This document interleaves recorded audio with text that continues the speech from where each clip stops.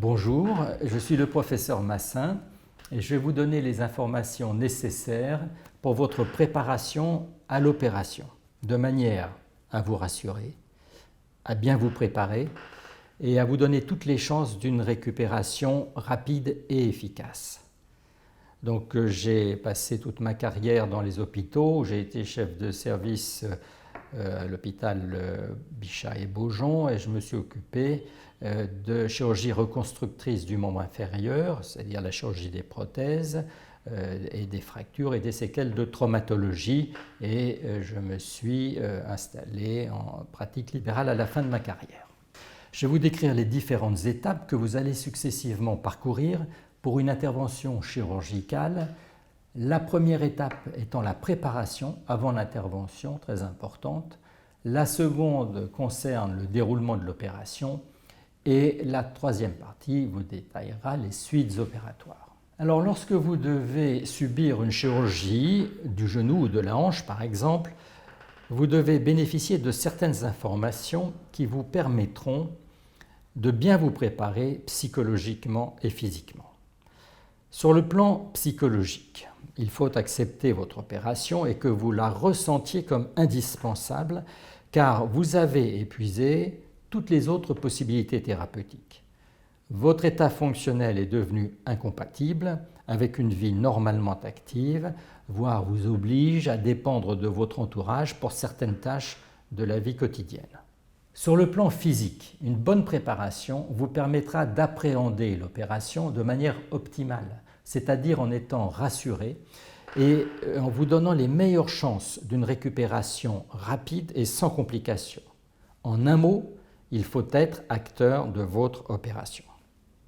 Vous devez, par exemple, si vous êtes fumeur, arrêter le tabac le plus tôt possible pour ne pas stopper brutalement la veille de l'opération et vous créer un stress supplémentaire.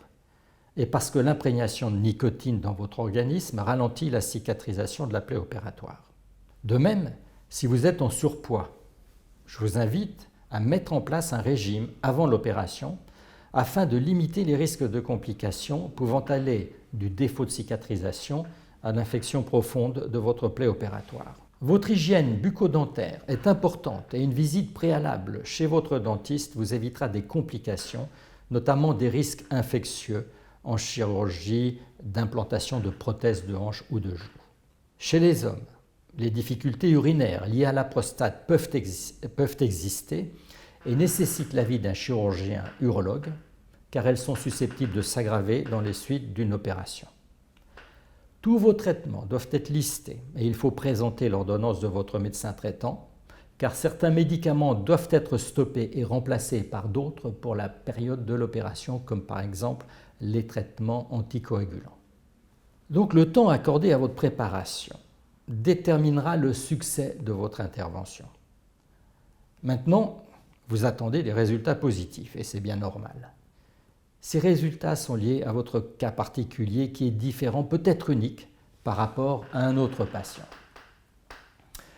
Vous avez des attentes, c'est normal. Vous devez m'en parler avant pour déterminer si elles sont réalistes au vu de votre état.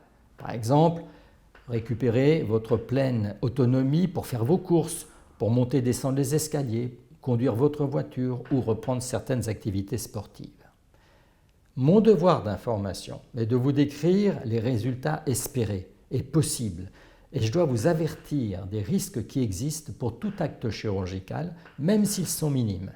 Mon rôle est aussi de vous rassurer et de vous apporter des solutions en cas de complications, ce qui bien sûr peut arriver.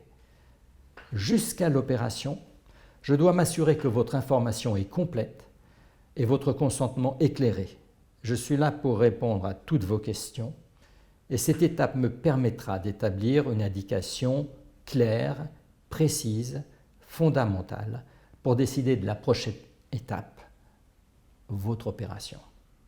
Donc, à savoir pour chaque patient qui doit être opéré, une prise en charge individuelle est faite, donc selon ses besoins, selon sa situation géographique, selon ses difficultés, selon le fait qu'il soit entouré ou non s'il vit seul.